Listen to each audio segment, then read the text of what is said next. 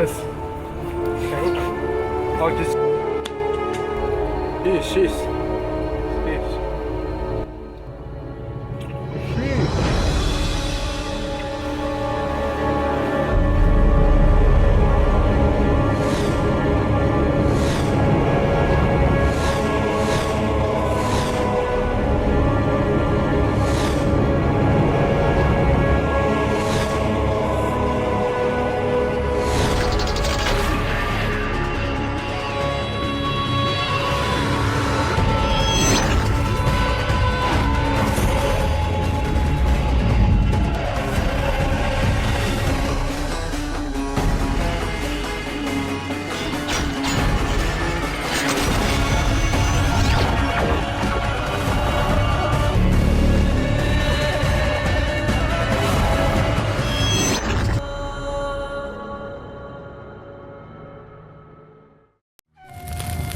La primera evidencia histórica del consumo de cacao se remonta a los 1000 y 1500 años antes de Cristo.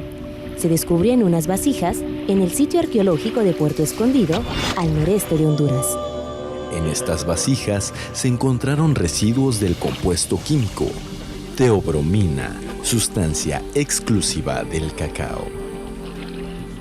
Esa bebida que se tomaba entonces, según los especialistas, era muy diferente a la de hoy en día. Era una especie de cerveza de chocolate. Estos vestigios revelan que esta bebida era producida con la fermentación de la pulpa que rodea al grano. Además, esos brebajes contenían hasta 5 grados de volumen de alcohol, afirma el antropólogo John Henderson, motivo por el cual se guardaban en vasijas con cuello de botella. Esto demuestra que esa bebida no era espumosa, característica esencial en el chocolate. El arqueólogo John Henderson dice que es probable que este brebaje, producto de la fermentación, fue el primer chocolate que evolucionó hasta convertirse en una bebida amarga y picante que disfrutaron los mayas y los aztecas. De acuerdo a la lingüística histórica, podemos decir que fueron los olmecas, asentados en el sur de Veracruz y Tabasco, los primeros humanos en domesticar el cacao en Mesoamérica. Hablar hoy de que el pueblo olmeca es el primero que usa el cacao en Mesoamérica es una afirmación, pero hay que considerar que en realidad ellos son quienes traen el cacao a la zona mesoamericana y que realmente hoy en México lo que tenemos es el final de esta majestuosa cultura. El uso del grano fue por accidente, dice John Henderson. Quizá en alguna ocasión quedaron residuos de granos de cacao y descubrieron que producía un sabor más agradable.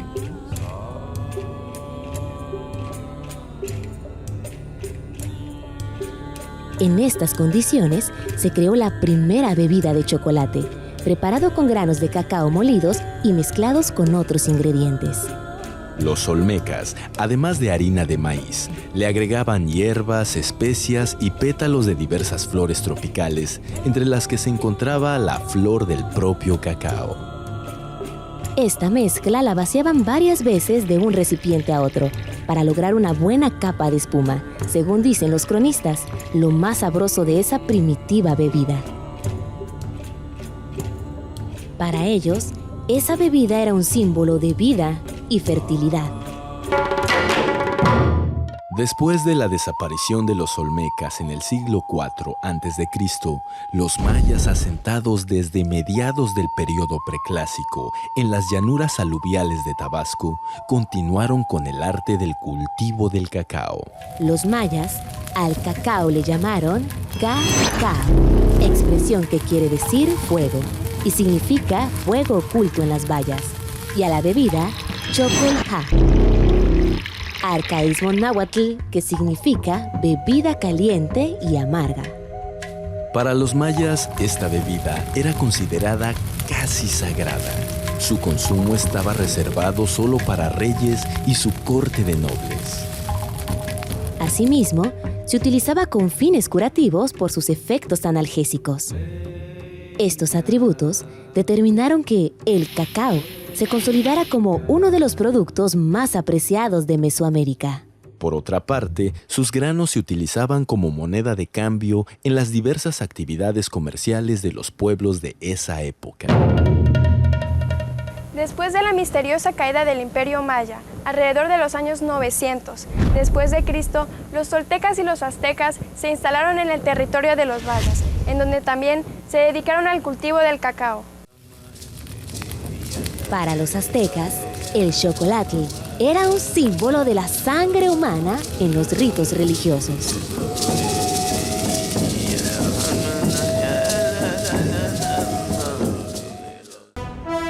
Aunque parezca increíble, Cristóbal Colón fue el primer europeo que conoció el cacao y no lo supo, menos probó la bebida más apreciada del Nuevo Mundo.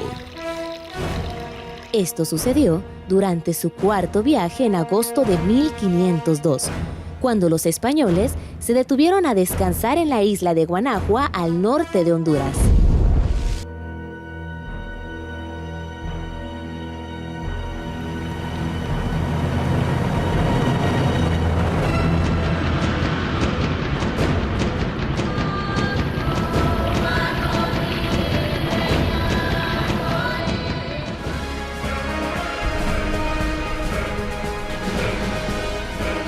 Pero el verdadero descubrimiento del chocolate se presentó 17 años después, con la llegada de Hernán Cortés Pizarro a México. Los aztecas creyeron que Hernán Cortés era la reencarnación de Quetzalcóatl, ofreciéndole el xocolátl, alimento de los dioses. Hernán Cortés fue el primer europeo que probó la bebida de chocolate. En un principio, esta bebida no fue del agrado de los españoles. Por su amargo sabor, se consideraba como solo un brebaje de indios. Después de la conquista, las plantaciones de cacao que se extendían por todo el Golfo de México hasta el norte de Veracruz, región llamada Totonacapan, se consolidaron en los estados de Tabasco y Chiapas. Hernán Cortés, en sus andanzas por esta zona, quedó impresionado al observar las extensas plantaciones de cacao en la provincia de Cupilco. No se sabe a ciencia cierta cómo el cacao cruzó por primera vez el Atlántico. Los cronistas suponen que fue Hernán Cortés quien lo llevó a España en el año de 1528. El chocolate como bebida fue presentado a la corte de España en 1544 por los mayas quechí ante el príncipe Felipe II. Su fórmula se mantuvo en secreto por más de un siglo, con el fin de hacer de esta bebida una pócima mágica exclusiva para los reyes de España. A partir del siglo XVI, su consumo fue en aumento, ya que este producto era de los más codiciados por los europeos. El chocolate se difundió entre los españoles, franceses e ingleses, quienes establecieron plantaciones de cacao en las zonas tropicales del mundo, principalmente en África y Asia. En el año 1753, el naturista sueco Carl von Linneo, considerado como el padre de la botánica moderna, clasificó el cacao con el nombre griego de Theobroma, que significa alimento de los dioses, y cacao, que proviene del vocablo maya, cacao. El cacao es un cultivo perenne que se desarrolla favorablemente en las zonas de clima cálido húmedo. No soporta las temperaturas inferiores a los 15 grados centígrados. Requiere de suelos ricos en materia orgánica, profundos, arcillosos, con buen drenaje y topografía regular. El cacao se reproduce por semilla y por yemas mediante injertación. Una huerta cultivada con semilla empieza a producir a los 5 años y por injerto a los 2 años. Por sus hábitos de crecimiento, el cacao asocia en su entorno una gran diversidad de especies vegetales y animales. Su ecosistema es lo más parecido a una selva húmeda tropical. Para su desarrollo, esta planta requiere de árboles de sombra. Esta necesidad puede ser aprovechada de manera productiva asociando especies con valor comercial como pimienta, frutales y maderas preciosas.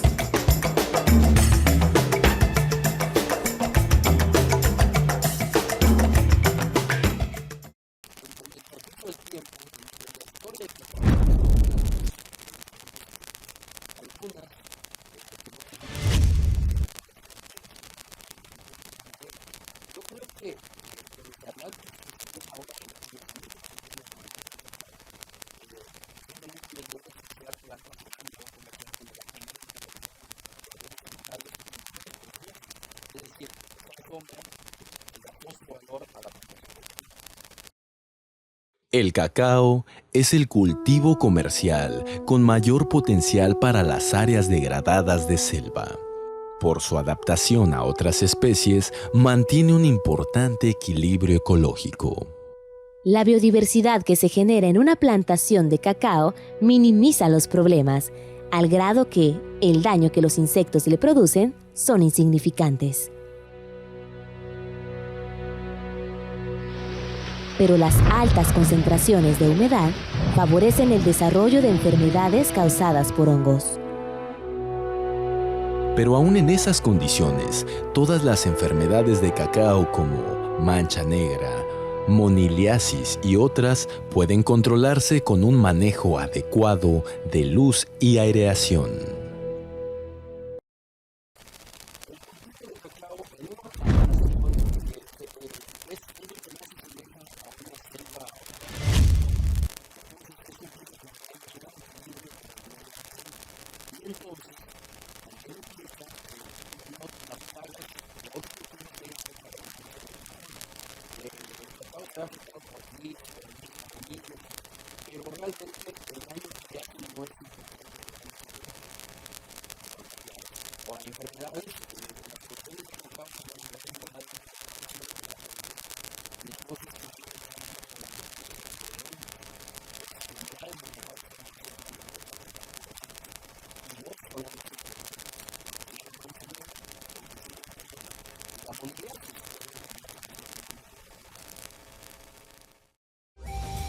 El cacao original de esta región era de almendra blanca.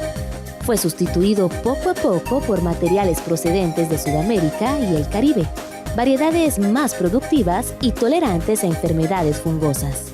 Sin una tendencia que estimulara la producción de cacao de almendra blanca, prácticamente desaparecería de Tabasco y Chiapas. La historia de nuestro cacao criollo, hace como 70 años mi papá rescató el cacao criollo cuando se hizo cargo del rancho, después de la revolución, que el rancho había estado abandonado por 15 años o más, encontró una selva impenetrable. Entonces él quiso sembrar el cacao en forma normal, ¿no? De que poner en orden pues todo, y empezó a preguntar en aquel entonces por carta a Trinidad y Tobago, a Costa Rica, a muchas partes, que de sus mejores clones. Entonces en una de esas de Trinidad y Tobago le contestaron que sus mejores clones de ellos procedían de México, de hacía 40 años que habían llevado este cacao criollo para allá. Entonces a raíz de eso mi papá se puso a estudiar a llevarles un registro más bien a esas plantas que estaban en esa selva, hasta que dio con este clon que él bautizó como el C1, que quiere decir Carmelo 1, que fue un mejor clon que él mejoró. Pues la mejora genética que le hizo fue que lo injertó, pero en sí es el mismo criollo que había habido de muchos años. Y pues ya lo demás es historia de que él llegó a tener hasta 50 hectáreas de este cacao. Las nuevas plantaciones se integraron por materiales resultantes de las cruzas entre el cacao original y los nuevos materiales introducidos. Como consecuencia de estas cruzas, actualmente las plantaciones de cacao de Tabasco y Chiapas se integran con 3 tipos de cacao: el llamado tipo criollo, el forastero y el trinitario.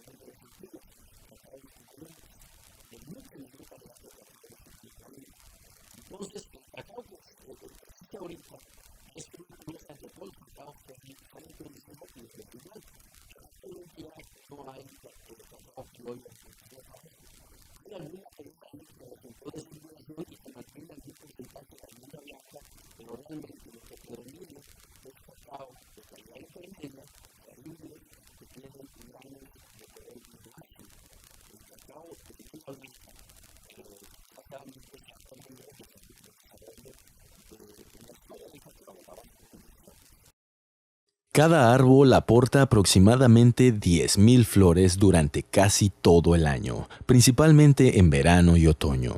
No obstante, su flor, a pesar de ser una de las más bellas de la naturaleza, carece de olor, razón por el cual las abejas y otros insectos no contribuyen en su fecundación. Los únicos que se involucran en su polinización son algunas mosquitas y ciertas especies de hormigas que habitan en su entorno. La flor que no consiga ser fecundada muere en un periodo de 48 horas. Esto quiere decir que solo el 1 o 2% de las flores consigue ser fecundada. Y de esta cantidad, únicamente el 1% se torna en mazorca.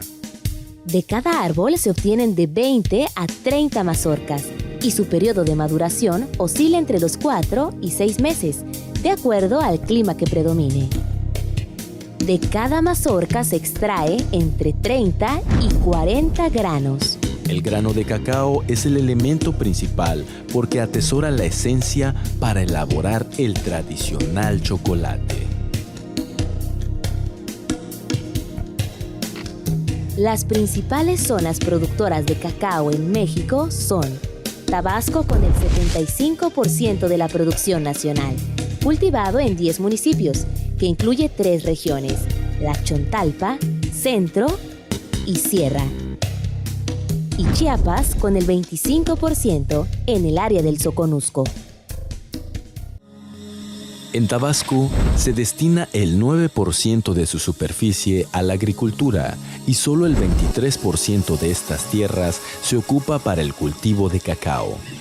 Es decir, aproximadamente el 2% de la superficie total.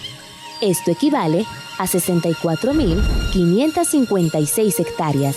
Actualmente se cuenta con 41.942 hectáreas. La producción varía entre 29 y 40.000 toneladas de grano seco por año, lo que representa más del 63% de la producción nacional. De este cultivo dependen 39.340 productores y sus familias, principalmente en la región de la Chontalpa. En Tabasco, más del 60% de sus plantaciones son árboles mayores de 30 años en precaria producción. Esto quiere decir que han rebasado su vida productiva.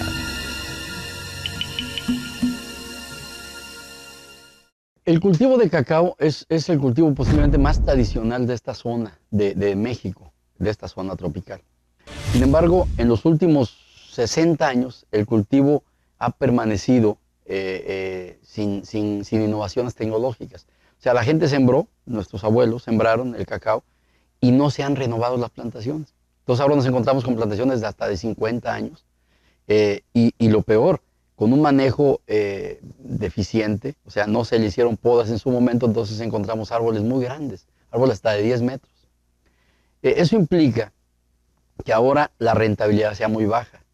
Esta ya de por sí problemática en rentabilidad que teníamos hasta antes de la aparición de la moniliasis, se vio agravada por este hongo. La moniliasis lo que vino a provocar fue desnudar un mal manejo que se tenía ya de las plantaciones de cacao y unas plantaciones muy viejas. Entonces ahora lo que hace falta, creo yo, es por un lado rehabilitar las plantaciones que todavía respondan a un manejo, que todavía tengan capacidad fisiológica para responder a ese manejo y esa inversión, porque rehabilitar una plantación cuesta arriba de 6,000 pesos, porque hay que hacerle podas, hay que hacerle limpieza y sobre todo hay que establecer una práctica de eliminación de frutos enfermos. Todos los frutos que van apareciendo afectados por moniliasis hay que estarlos sacando cada 15 días de la plantación y eso tiene un costo muy alto. digamos 6,000 pesos por año, por hectárea. Entonces, plantaciones muy viejas que ya no puedan responder con productividad a ese manejo y a esos costos, pues definitivamente hay que renovarlas. Hay que tumbarlas y sembrar nuevos materiales, materiales injertados, materiales de cacaos finos, para buscar un nuevo futuro para el cacao. Yo creo que alrededor del 60% de las plantaciones de Tabasco, de cacao de Tabasco, ya no van a poder ser rehabilitadas. Es decir, que esas plantaciones tienen que renovarse necesariamente. Entonces estamos hablando de cerca de, no sé, entre 20 y 30 mil hectáreas, de que hay que renovar en los próximos 20 años si queremos conservar al cultivo más histórico, más representativo de Tabasco y más productivo de la naturaleza. Los principales productores de cacao en el mundo son Costa de Marfil con 800,000 toneladas, Brasil con 282, Ghana e Indonesia 245 y Malasia con 220. Mientras que en México, donde quizás se domesticó por primera vez para el consumo humano, solo produce el 1.5% del total mundial. Tabasco posee una superficie disponible de 176.440 hectáreas, con un extraordinario potencial productivo según INIFAP.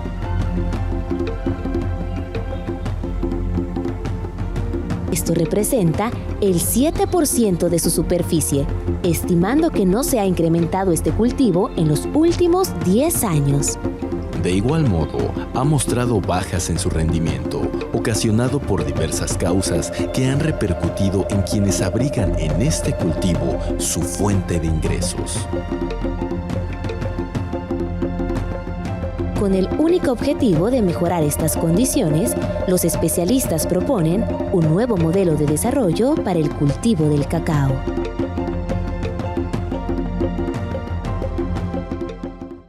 El futuro del cacao en Tabasco, en México, debe basarse en 3 premisas fundamentales. Una, el reproducir materiales criollos, materiales de cacao fino, como el de Doña Clara Echeverría, que se cotiza a precios altísimos, muy por encima de lo que del cacao corriente convencional de Tabasco o de México, de Chiapas también. Esa es una premisa, cacaos finos, para buscar mercados especiales. La otra premisa creo que debe ser el uso de materiales clonales, es decir, utilizar exclusivamente plantas injertadas, porque eso lo que permite es, primero, acortar los periodos preproductivos, es decir, que la planta empiece a producir muy pronto, a los 2 años y medio. Después, que las plantas entre sí sean uniformes, es decir, tener plantas todas iguales y altamente productivas. Entonces podemos aspirar a rendimientos arriba de 3 toneladas por hectárea de grano seco. Y la tercera premisa que comento es asociar el cacao con cultivos que también aporten ingresos al productor. Una alternativa muy interesante sería pimienta. La pimienta es un cultivo que se asocia perfectamente con el cacao, que le aporta sombra y que puede aportar tanto ingreso al productor como el mismo cacao.